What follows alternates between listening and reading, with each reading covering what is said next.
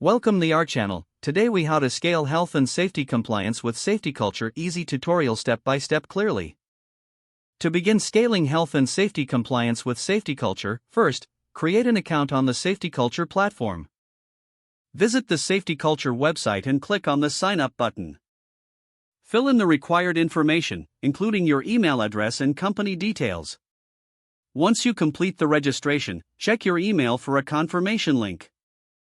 Click the link to verify your account and log in to the SafetyCulture dashboard. Next, familiarize yourself with the dashboard interface.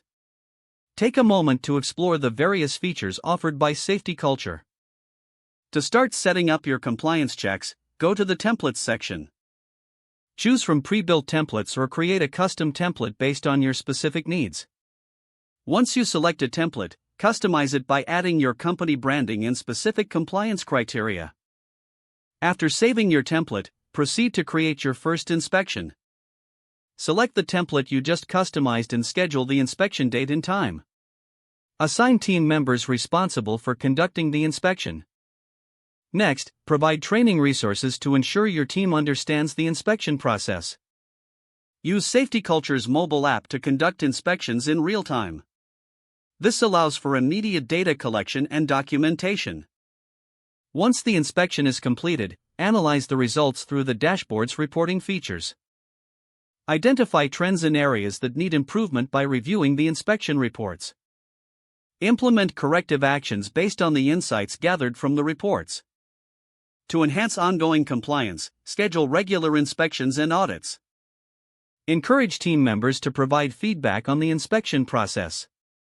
Use the feedback to refine your templates and improve compliance efforts.